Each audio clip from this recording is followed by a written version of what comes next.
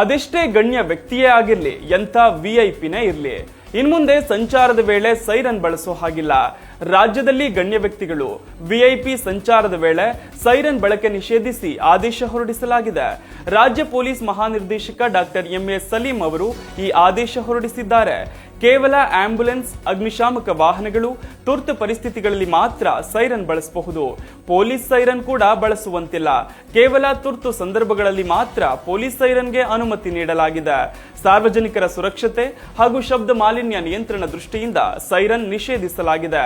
ಹಾಗೆ ಸೈರನ್ ಬಳಕೆ ಮಾಡೋದ್ರಿಂದ ಗಣ್ಯ ವ್ಯಕ್ತಿಗಳು ಯಾವ ರಸ್ತೆಯಲ್ಲಿ ಚಲಿಸುತ್ತಿದ್ದಾರೆ ಎಂಬ ಬಗ್ಗೆ ಅನಧಿಕೃತ ವ್ಯಕ್ತಿಗಳಿಗೆ ಮಾಹಿತಿ ರವಾನೆಯಾಗುತ್ತೆ. ಈ ಹಿನ್ನೆಲೆಯಲ್ಲಿ ಸೈರನ್ ಬಳಕೆಯಿಂದ ಗಣ್ಯ ವ್ಯಕ್ತಿಗಳಿಗೆ ಅಪಾಯ ಉಂಟಾಗುವ ಸಾಧ್ಯತೆ ಇರುತ್ತೆ.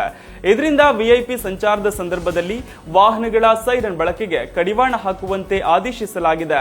ಅಲ್ಲದೆ ಹಠಾತ್ ಆಗಿ ಸೈರನ್ ಬಳಸೋದ್ರಿಂದ ಇತರ ವಾಹನ ಚಾಲಕರಿಗೆ ತೊಂದರೆಯಾಗುತ್ತೆ. ಸೈರನ್ ಬಳಕೆಯಿಂದ ವಾಹನವನ್ನ ಅಡ್ಡಾದಿಡ್ಡಿಯಾಗಿ ಚಲಿಸಿ ಬೆಂಗಾವಲು ವಾಹನಗಳ ಅಪಘಾತ ಉಂಟಾಗುವ ಸಾಧ್ಯತೆ ಇರುತ್ತೆ. ಹೀಗಾಗಿ ವಿಐಪಿ ಸಂಚಾರದ ವೇಳೆ ವೈರ್ಲೆಸ್ ಕಮ್ಯುನಿಕೇಶನ್ ಮುಖಾಂತರ ಮಾಹಿತಿ ವಿನಿಮಯ ಮಾಡಬೇಕು. ಸೈರನ್ಗಳನ್ನ ಕೇವಲ ಆಂಬ್ಯುಲೆನ್ಸ್, ಪೊಲೀಸ್, ಅಗ್ನಿಶಾಮಕ ವಾಹನಗಳು ತುರ್ತು ಪರಿಸ್ಥಿತಿಗಳಲ್ಲಿ ಮಾತ್ರ ಬಳಸಬೇಕು ಅಂತ ಡಿಜಿಐಜಿಪಿ ಎಂಎ ಸಲೀಂ ಆದೇಶದಲ್ಲಿ ಸೂಚಿಸಿದ್ದಾರೆ.